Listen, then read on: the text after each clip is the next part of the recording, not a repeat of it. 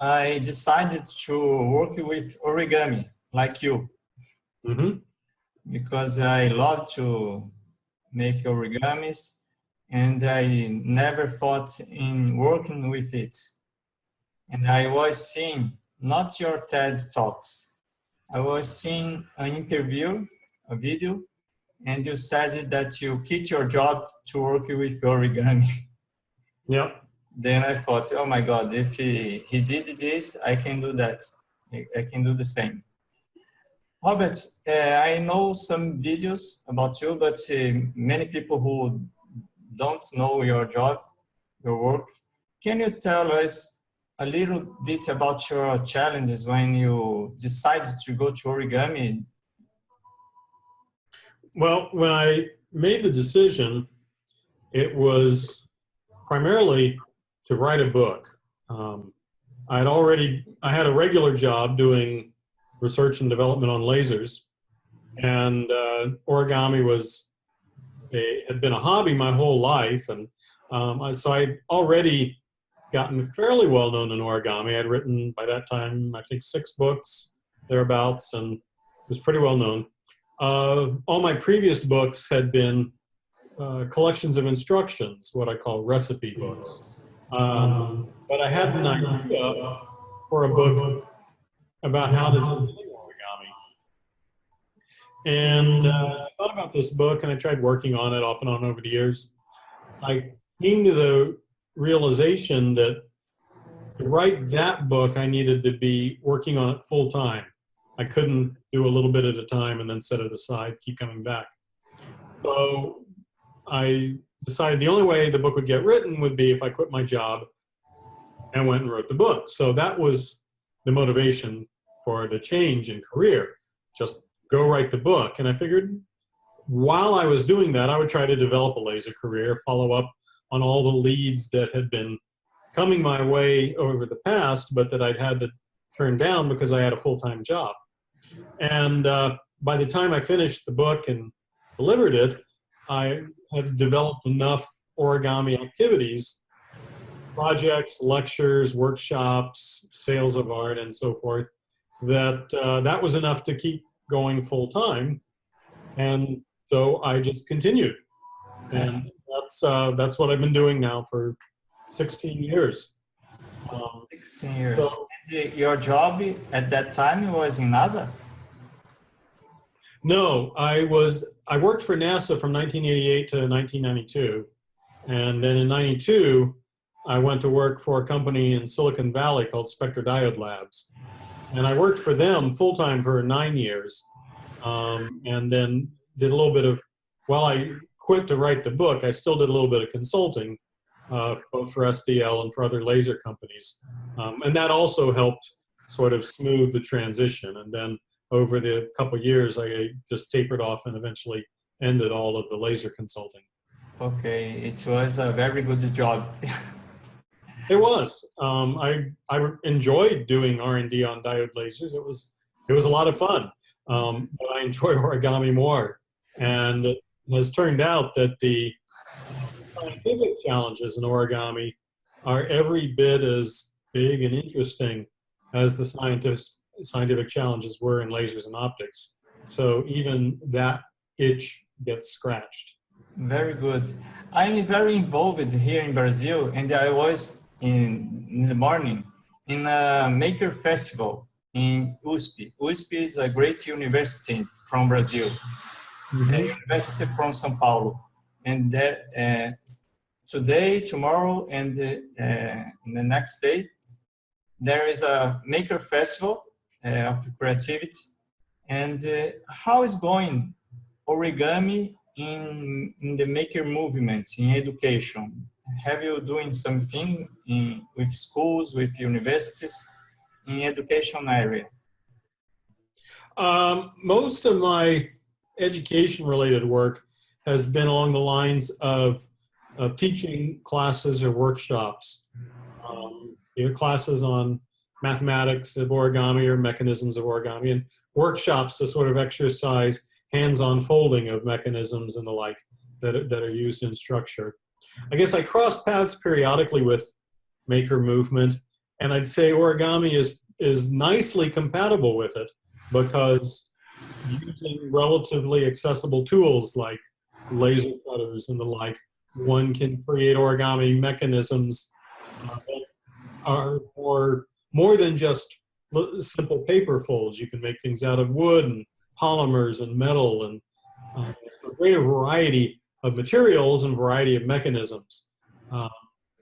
So I think it's very compatible with the maker movement. In fact, 3D printing has even a role in origami. But I haven't had a lot of sort of interaction crossover with the movement. I think there's the potential for more. And you have, I was talking to a friend of mine that origami is like a 3D printing with paper. It's faster than 3D printing because we fold it and it's enough in a few minutes. Yeah, they're complementary technologies. And 3D printing, you can really make any 3D structure. With origami, you can make some 3D structures, not others. So there are differences. I'd say origami is perhaps more constrained than 3D printing in what you can make. But the constraint is part of what makes it interesting. And interestingly, it's possible to use 3D printing as a tool to create origami structures whereby you can print rigid facets in 3D, but if you print on a flexible material, then you can create an entire origami crease pattern that has rigid facets and flexible hinges, and do it in a single pass using 3D printing. Very good. And about the arts exhibitions, have you made exhibitions out of the United States in other countries? Yeah, most of my exhibitions are in the U.S., but quite a few have been elsewhere. I've got work right now in a pretty big exhibition in Taiwan, and I've had work in Japan and Korea, Paris, I guess. So a little bit overseas, but most is in the U.S. Very good. I will organize an exhibition for you in Brazil, in São Paulo. Well, that would be fun. One of the things I do seek when I do an exhibition is to make sure that shipping and insurance costs are covered by the venue putting on the exhibition. So that's something to get into the discussions up front. Yeah, of course. We have the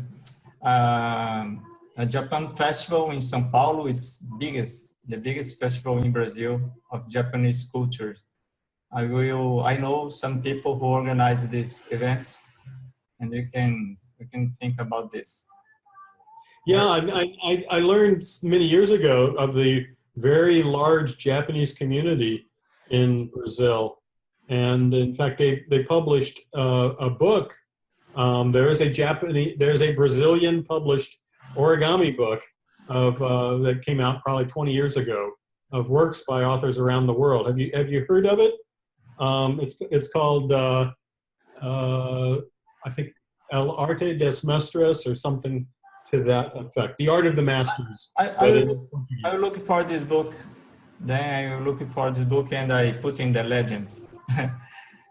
I love to. I discovered that I am a video maker too. I love to record videos. I discovered that I am a YouTuber and origami. And very good. And do you have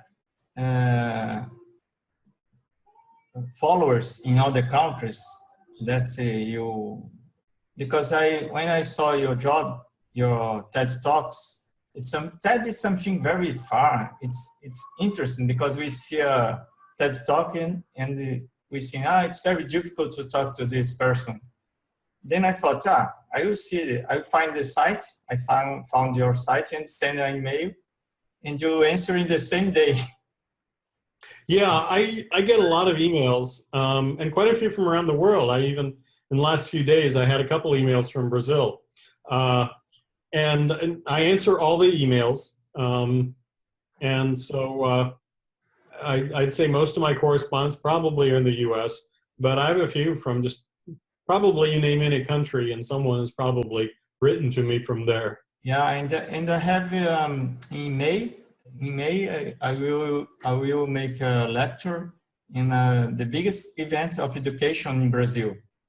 It's called Bet Brasil Educar. It's from I2I, which is a company of London.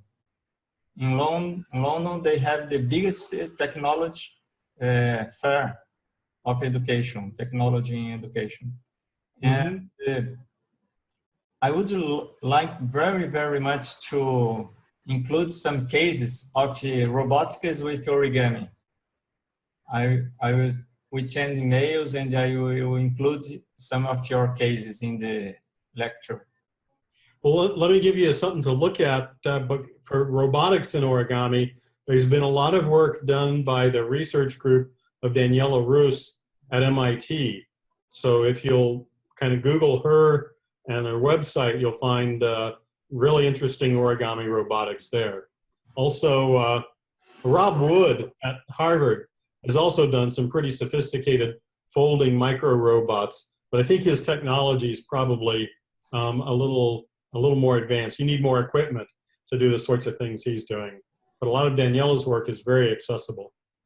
Very, very well. And talking about the traditional origami, I have a dream here in Brazil because I love education and I am very involved with free education because in Brazil, it's very different, the laws, because in the United States, the young people can study outside of school, you know, but in Brazil, when the children cannot study out of school. But I love to study free education, and I believe that origami should be taught in school. So I send you the site origamistas.club. I want to create a portal of origamistas in Brazil. In the United States, do you have some kind of a portal to promote origami in schools? Do you have some case to tell us? There are various individuals within the U.S. who use origami in schools and work to try to promote it. I wouldn't say there's not an organization devoted specifically to that, but within the American National Origami Society, Origami USA, there are quite a few people who are involved in or interested in origami in education, and so they share ideas on the society members' mailing list, so so they can reach each other and interact and share notions. Okay. Are you in touch with other? There are origami groups and societies all around the world, and many of them invite international members. In Origami USA, there's quite a few foreign overseas members who are still members of Origami USA, and the same for British Origami Society, Japan Origami Academic Association in Japan, and the like. Are you a member of or in touch with these other societies at all? Yeah, in Brazil, it's the same thing. We have a lot of groups in Facebook, but anything organized. And I believe that with Make Movement, the potential of origami in education, it's very big. And I will make a crowdfunding campaign to organize this portal. When I will make a presentation and I will send to you, and we can make a little talk to help in the video for crowdfunding. Very grateful.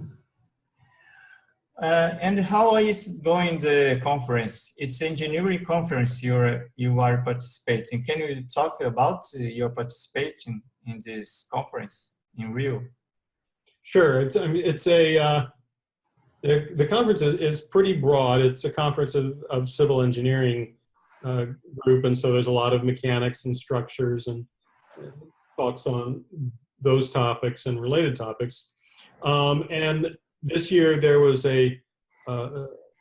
what they call a mini symposium, a series of talks on which origami was a common theme. So looking at mechanisms and deployable structures ways of modeling stresses and strains in folded structures and mechanisms. My God. And then on tomorrow, I'm giving a plenary talk, a talk to the whole conference about origami and connections between art, science, engineering, and the like. Very good. My wife is civil engineering. My God, origami in construction. This is great. The video of this conference will be public after the conference, you know? No, generally it's not public, and generally people have to pay for and register for the conference to see the presentations at the conference. That's pretty common in technical fields. Yeah, very good. And what are you thinking about Brazil? It's your first time in Brazil. Are you are you enjoying? Yeah, it's very pretty. I'm in Rio de Janeiro. The hotel I'm in is on Copacabana Beach. In fact, it's right across the road, so I can look out the window and see the ocean. And if I look down the beach, there's several of the famous mountains are visible. So it is quite nice. Very, very good. In the next time, you need to know São Paulo. And I am a Japanese from Bahia. You know Bahia? I've seen it on a map, but I know nothing about it. Because people who are not Brazilian, they know the Carnival of Rio de Janeiro. But in Brazil, people say that the best carnival is in Salvador, Bahia. Okay. Brazilians prefer Carnival from Bahia. Well, if I come here during Carnival time, I will make sure to come to Bahia. Yeah, Bahia, it's a very interesting place because the culture, it's like Brazil. I said that Bahia is from Brazil, like Brazil is from the rest of the world, you know? Have all the cultures in the same place, and the people in Bahia used to be more happy in Bahia. Okay. Okay. Sounds like a lovely place to be. It was a great pleasure to talk to you. Unfortunately, I am not in Rio. Yeah. But we can talk more times about origami, and I would be very pleasure to work with origami and discover ways to work with origami here in Brazil. And I would like to have your concept. How to say conselhos? Your help. Well, my email is always open. You can ask questions anytime.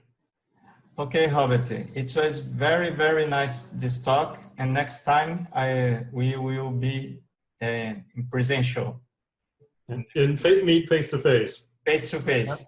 Okay, sounds good. Bye-bye. Thank you very much for your time.